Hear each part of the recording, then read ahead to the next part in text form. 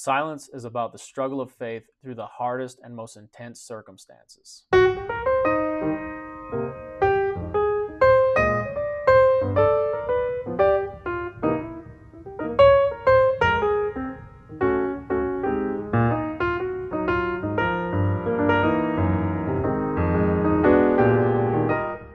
Hello everyone, welcome to Read the Right Thing Book Reviews. I'm Eric, thanks for tuning in. Hope you guys are doing well. I want to say welcome to all the viewers and possibly new subscribers. I hope you find my channel helpful in helping you find books that you will like. The whole reason I started this channel was to review books that I'm reading and possibly help others in finding the right thing for them. So without further ado, let's get into today's review. I'm really excited about reviewing this book. This has been a book I've wanted to read for a long time now. Shusaku Endo was a popular Japanese author. Endo wrote from the perspective of a Japanese Catholic. He converted to Catholicism at a young age. I think I read he was 11 or 12. And I believe his mom was a practicing Catholic, and that was one of the main reasons why he also converted.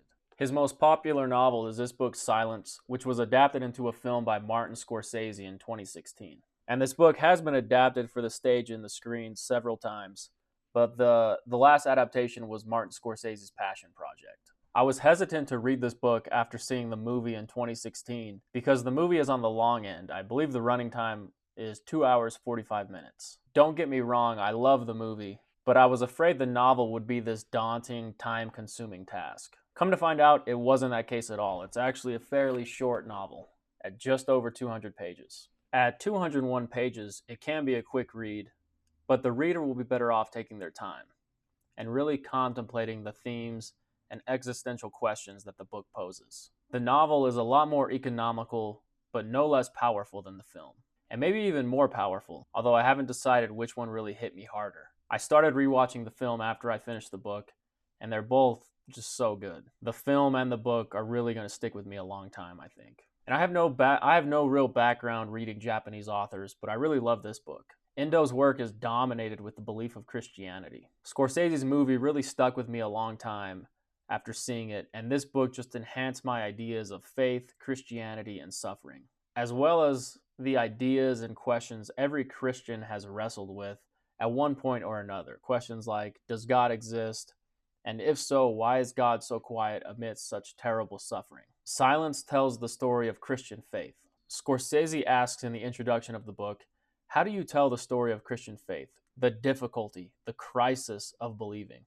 How do you describe the struggle? Endo was familiar with this struggle, practicing a foreign religion as a Japanese person. I'm sure he struggled to balance Japanese culture with his own faith. It's a struggle that even native Christians endure. Silence is a historical fiction piece about two Portuguese Jesuit priests who traveled to Japan in the 17th century in the height of Christian persecution. The priests journeyed to Japan to rescue their mentor, Father Ferreira, after they received news that he has apostatized. They also go to serve the Japanese Christians facing persecution. In the beginning of the book, a letter from Ferreira details the torture techniques used against the priests and the Christians. The next day, the torture began in the following way.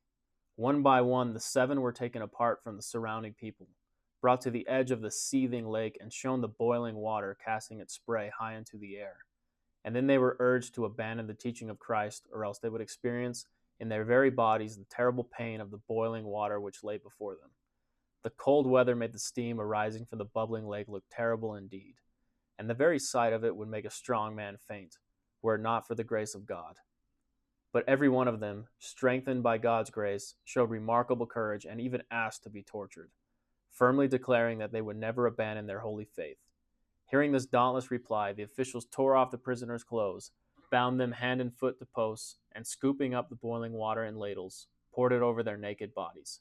These ladles were perforated and full of holes, so that this process took a considerable time and the suffering was prolonged. So with this news, the two priests are almost incredulous that their own mentor would apostatize. The two priests, Sebastian Rodriguez and Francisco Garpe, are young, stalwart priests, unshakable in their faith. They believe it is their mission, their calling from God, to learn the truth about Father Ferreira and provide eternal life for the Japanese people. After all, they will be the last remaining missionaries in the country of Japan. And the priests have good intentions, but they often disapprove of and are unaccepting of Japanese customs and the language. From the perspective of the Japanese magistrates, the Portuguese showed great contempt for their country. Rodriguez and Garpe, they follow in the footsteps of other Portuguese and Spanish missionaries. Missionaries like Francis Xavier, who established the religion and churches in Japan, as well as other missionaries like Father Cabral, who is talked about as the one who despised Japanese houses, language, and customs. After some time of peace, the Japanese magistrates outlawed Christianity altogether, and they've been trying to expel it from their country ever since. They were first trying to rid Christianity from their country by persecuting and torturing the priests if they did not apostatize. There came to be a well-known Nagasaki magistrate known as Inoue, and he was known to be the architect of Christian persecution. Rodriguez hears about Inoue long before meeting him. He has a reputation of being evil and cunning, and Inoue, like other Japanese magistrates, was a Christian himself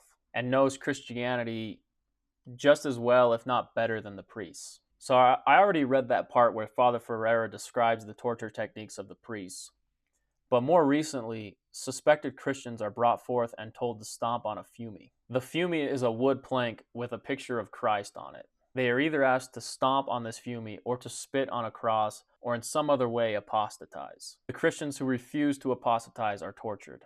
There is a pit where Christians are swaddled in a sack and tied from their feet where they hang. They hang upside down in a dark pit filled with excrement and insects, sometimes for days. Rodriguez and Garpe are aware that the Japanese magistrates have turned hostile towards Christians. Portuguese and Spanish ships are no longer allowed in Japanese harbors, and there is news that many Japanese are practicing in secret with no priest to guide them. Even with the news that they know, nothing can prepare the priests for the pain and suffering, both physical and mental, that they will soon endure. The perspective of this book is first told through letters. We get the letter from Father Ferreira, and the first few chapters are told through letters from Rodriguez before we get a more traditional narrative. In these letters, Rodriguez gives accounting and details of their trip to Macau, where they meet a Japanese peasant named Kichichiro, who will be their guide to Japan. The priests hesitate to trust Kichichiro because he's drunk, he smells bad, and he just comes across as untrustworthy, you could say. They're not even sure if he's a Christian, but Kichichiro speaks some of their language. Rodriguez begins to predict that Kichichiro will be his own personal Judas, and Rodriguez wrestles with the idea of how to treat this relationship and how to handle his emotions towards this peasant. At first, he looks at Kichichiro with pity and disgust, but he also sympathizes with him at times and tries to think about how Jesus would treat this person. But throughout the story, his disgust turns to hatred. The missionaries, they come to learn that Kichichiro has apostatized before. After his family was tortured, he's apostatized several times. When the priests enter Japan, they hide out in the mountains near a small village. They do missionary type things. They administer the sacrament, and they hold confession for the Japanese peasants. It's not very glamorous. The priests, they have to stay in a hut all day and administer to the peasants at night. This is a difficult trial for them as they have little to no communication with anyone. They struggle with the language, and they feel they're being idle in their mission to rescue Ferreira. It's a difficult time for them, but it's also a rewarding time, as to the Japanese peasants, Rodriguez and Garpe are treated like saviors. All the while, Rodriguez struggles with his opinions of the peasants, because he thinks they're gross, they smell, and they aren't very bright. He also believes he is there to help them overcome oppression from their own people and government. They're very poor, they don't have much, and they're taxed heavily by the Japanese government. The Japanese, they have their own struggle practicing a religion and a language that is foreign to them, with totally new concepts and customs. The priests, they invite the Japanese people to practice Christianity and live how they live because they think it will benefit the people. They truly believe that they have the path to salvation and that they must share it. These priests are very complicated characters. On the surface, they seem loving and service-oriented. Their actions even demonstrate a willingness to serve and love the people. However, I find the inner dialogue of Rodriguez, it represents him more as egotistical and somewhat vain, almost like a huge ego masquerading as faithfulness and even Christ-likeness. He wants to be like Christ, but he also holds himself up on a pedestal. The way he looks down on not just Kichichiro, but the Japanese peasants is kind of infuriating. You think, they could also learn a lot from these people and their way of living. He didn't come to think like, oh, they're so happy with what little they have. He thinks they need more. They need more faith. They need more food. They need to live basically how the Portuguese live. Unfortunately, in the small village, Japanese officials arrive and threaten the peasants, saying they are aware that some are practicing the outlawed religion of Christianity. They give the peasants 3 days until they will return, when they will take 4 hostages, unless someone steps up and rats on the Christians. They also offer silver to anyone who rats on these Christians. Garpe and Rodriguez, they decide to split up in hopes of staying out of the hands of the officials. It is at this moment that the narrative structure switches from Rodriguez's letters to a more traditional narrator at this point. And I like the idea of switching narratives because it also shows us that Rodriguez doesn't have any resources to even write now. What little comforts they did have, now he's lost in the woods, wandering in the woods, just hoping not to get caught. So it's kind of a cool, different narrative structure, and I really liked Endo's writing style. And it's also at this point, we don't go with Garpe, we go with Rodriguez, and at this point, Rodriguez wanders in the mountains, becoming weaker and weaker. He's on the trail of someone and ends up encountering Kichichiro, who promises to take him to a safe village. Kichichiro gives Rodriguez salty fish and guides him to shelter and helps him wander in the mountains, yet Kichichiro betrays Rodriguez and turns him into the officials when they are looking for water. Rodriguez is then imprisoned with other Christians, and the magistrates hold him in a separate area, and they also let him administer to the Christians. It's interesting that they do not torture him, but show him the torture of others. At times, the magistrates are even cordial towards Rodriguez. They even call him father, they let him practice his religion, they let him pray, and they don't do much harm towards him. The Japanese have switched and they are no longer torturing priests, but they torture the Christians in front of the priest, in hopes that the priest will break and they'll be the ones to apostatize. Rodriguez laments that if the Japanese had just lived at a different time, they would be faithful Christians. But with the intense pressure and torture, many of the Christians apostatize or are put to death. And he wrestles with the question of fairness. Is this fair to these Christians? If they had lived at any other time or any other country, many of them would be strong, stalwart members of the faith, and they would reach this eternal glory and salvation. Yet because of the oppression they face, he doesn't necessarily fault them for either apostatizing or dying. Silence is about the struggle of faith through the hardest and most intense circumstances. You could say it's easier to maintain faith with no opposition, and it's still a difficult thing to maintain one's faith, as there is always some opposition, whether your own creeping ideas or someone else's. But how does one's faith hold up amidst intense pressure? As Scorsese puts it, there is a conflict that Endo understood. The conflict of faith, the necessity of belief fighting the voice of experience. In the intro, Scorsese writes, "For me, it is the story of one who begins on the path of Christ and who ends replaying the role of Christianity's greatest villain, Judas." Every Christian from the beginning of time, including Rodriguez and Garpe, wants to be the Jesus of the story. They want to be the savior, the perfect person. No one wants to be the Judas. Rodriguez thinks he will be the hero of his story, the Christ figure. He wants his own Garden of Gethsemane. If Rodriguez can't stay in hiding and administer to the Japanese people, he wants to be tortured and killed, forever embalming his faith in Christ and securing his eternal salvation. The path of Rodriguez is a real interesting one. I took a screenwriting class and they said you need conflict, conflict, conflict. Always just ratchet up the conflict. There's no shortage of conflict in his story. The path of Rodriguez starts with him being passionate and stalwart in his faith and God's love. He finds the meaning in the suffering throughout his journey. On their journey, the waves, the storm, and the rain pounds their ship and exhaust them. Yet he perseveres because he believes he is serving God. During trials, Rodriguez even pictures Christ's face in his mind. He imagines a painting he saw as a young boy and finds Jesus' face beautiful and perfect. Rodriguez says he finds Christ's face beautiful like a man finds his beloved beautiful. Through unrelenting oppression and violence, Rodriguez's beliefs and steadfastness begin to change. He begins to question God's silence during his imprisonment and amidst the torture of the Japanese Christians. He struggles with God's silence throughout the book. A beautiful way that Endo demonstrates God's silence is through the juxtaposition of the sounds and sights of nature. Nature is a constant and it's always there.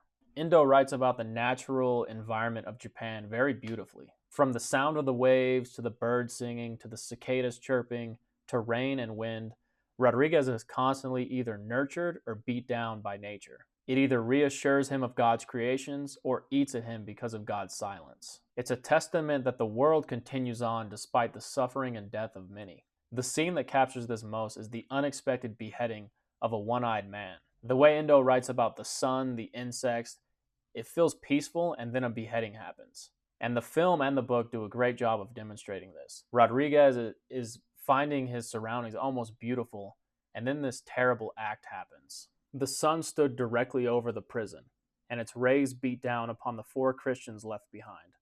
Their squatting figures threw black shadows on the ground, while the cicada again began to sing as though disrupting the glistening air.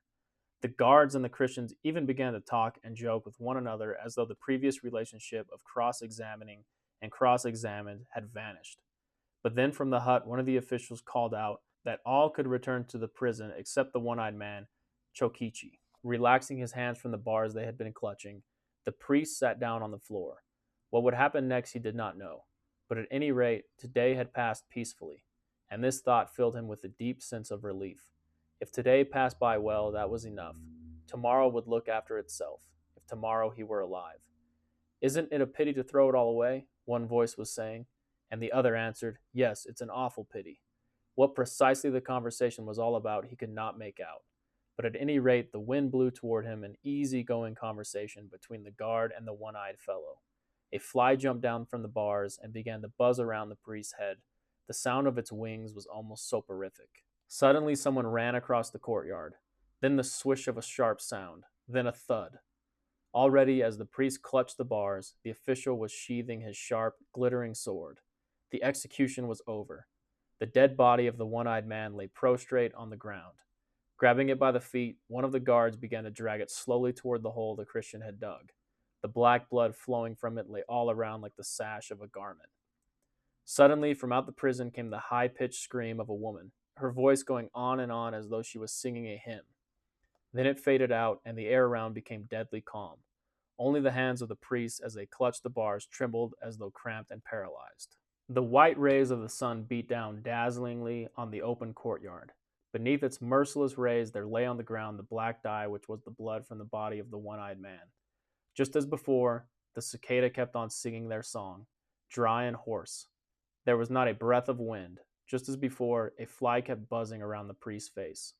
In the world outside there was no change. A man had died, but there was no change. Endo writes about nature very beautifully. It can be beautiful but also harrowing.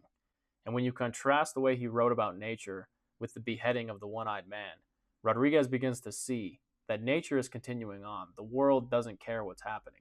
The ocean is a constant image in the book and for Rodriguez. The ocean is sometimes calming, sometimes violent. Again, this is showing the indifference that nature has towards man. I think Rodriguez begins to wonder if this means that God is indifferent to them as well, or that could be a question that Endo poses. If God is the almighty creator and created all things, and if nature is continuing on despite these oppressive acts, what is that saying about God's silence and God's love?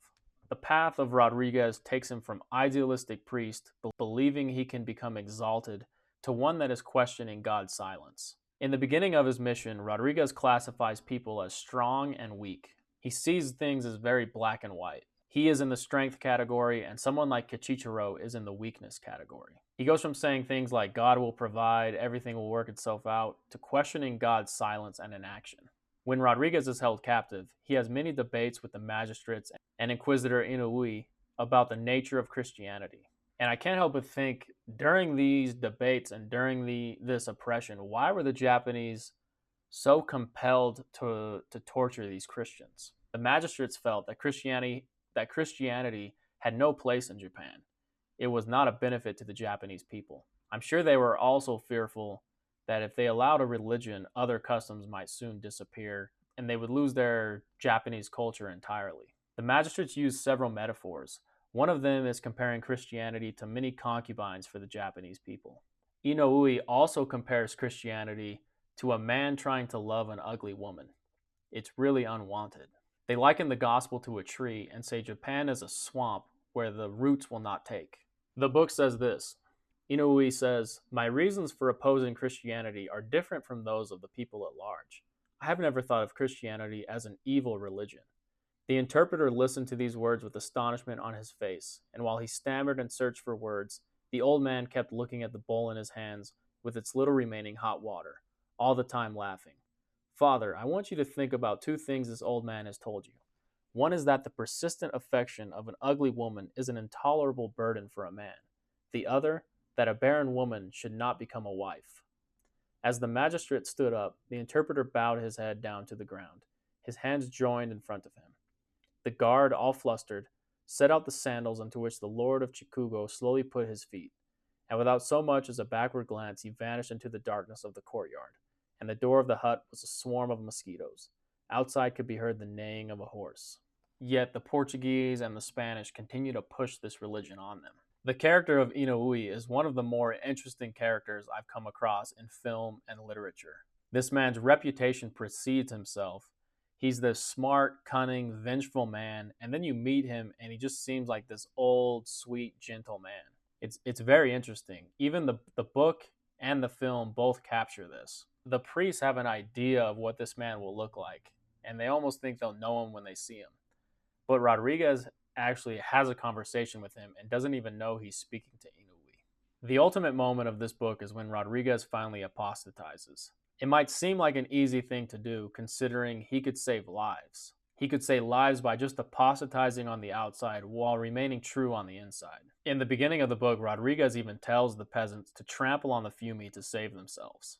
But we have to remember that this is a lot more difficult for Rodriguez than possibly the Japanese Christians. Rodriguez's entire existence hinges on his faithfulness to Christ. It is not in his nature to apostatize. If he apostatizes, it means the loss of his soul forever. And what example would he be setting to the Japanese Christians, and what would it mean for his eternal life? He truly believes he will be damned, so it's very high stakes for him. It might seem like an easy thing for us just to step on the Fiumi and move on, but it's not as simple for Rodriguez. And oftentimes in this book, and even while viewing the movie, you think like, just apostatize. Why would you submit these Christians to all this torture? Just get it over with. And yet he can't until he comes to a breaking point. Inoue was smart. He understood Christianity.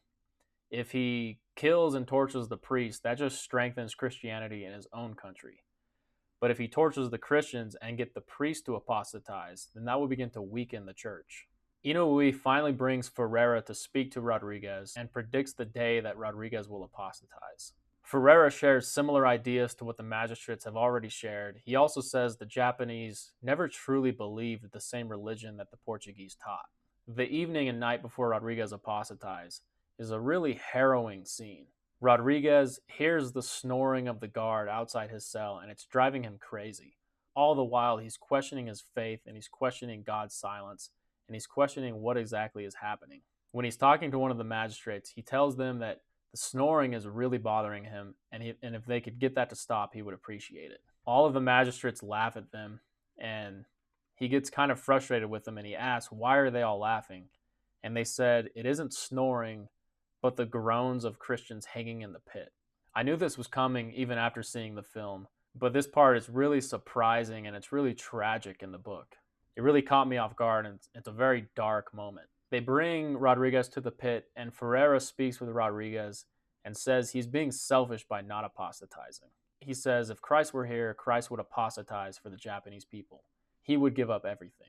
Through study, Ferreira learned of the errors of Christianity, but he says it was more through love of why he chose to apostatize himself. Love for his fellow man and love for these Japanese peasants. He didn't want them to suffer anymore. Ferreira has a beautiful line that he utters to Rodriguez moments before Rodriguez steps on the Fiumi. He says, "You are now going to perform the most painful act of love that has ever been performed." Ferreira tries to tell him that by apostatizing, he's actually becoming more Christ-like, even though in Rodriguez's head, it's the ultimate act of betrayal. Rodriguez finally tramples on the Fiumi after hearing the voice of someone telling him to trample. The great question was this the voice of God? Was it the devil? Or was it his own voice, just his imagination?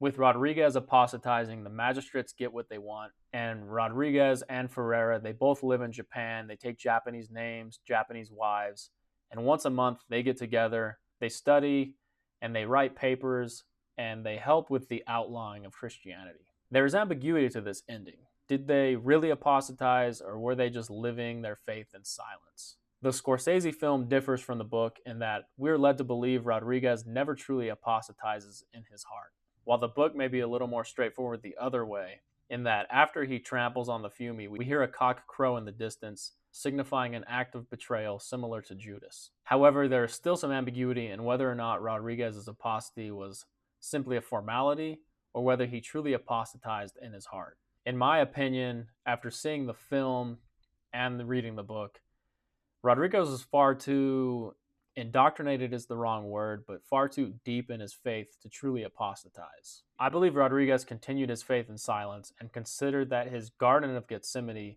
was not that he die and be tortured a martyr, but that he live as an apostate. I think he bought into the words Ferreira said that he truly was committing the ultimate act of love. And it's interesting to go back to the title of the book, Silence. Why is it called Silence? Is it because of God's silence, or is it because these priests have to practice their faith in silence? Or maybe it could be both.